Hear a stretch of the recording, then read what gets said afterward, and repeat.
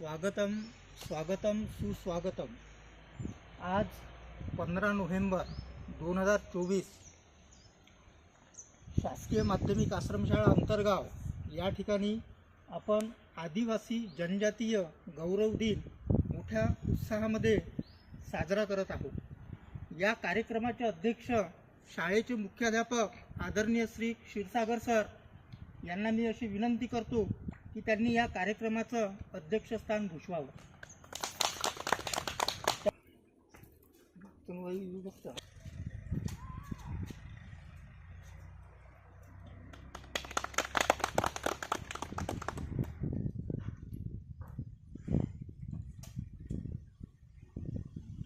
योगदान आहे ते अतिशय महत्त्वाचं आहे। अनेक आदिवासी स्वातंत्र्य सेनानींनी भारतीय स्वातंत्र्य लढ्यामध्ये मोलाचा त्या ठिकाणी सहभाग घेतला आणि आपल्याला स्वातंत्र्य मिळवून दिलं।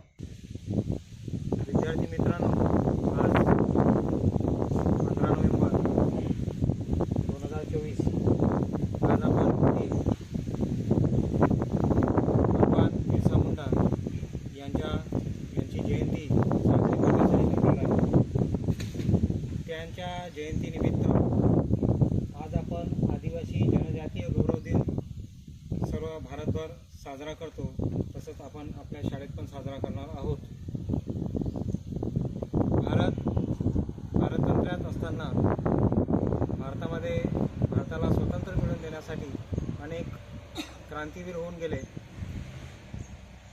त्यांनी आपल्या जीवाची आहुती दिली आणि आपल्याला स्वातंत्र्य मिळवून दिलं। त्याच्यामध्ये आपल्याला अग्रक्रम भगवान बिरसा मुंडांना देण्यात येते।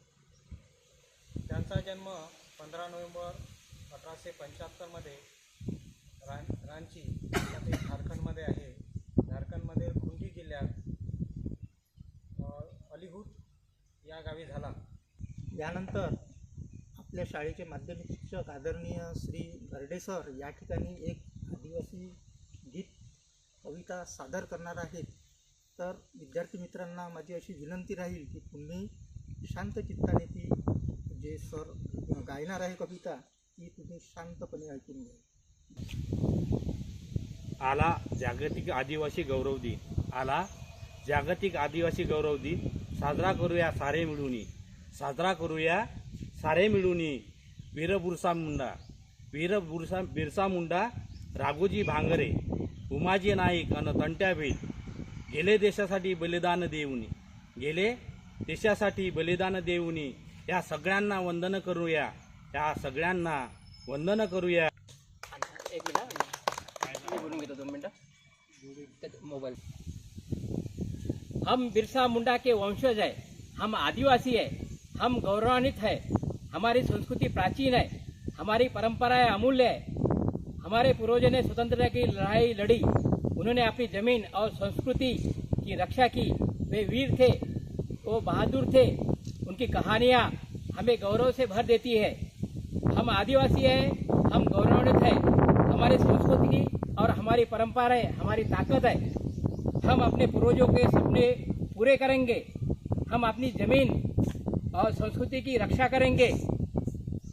यही आज के दिन आदिवासी गौरव दिन की अस्मिता हमें अपनानी पड़ेगी।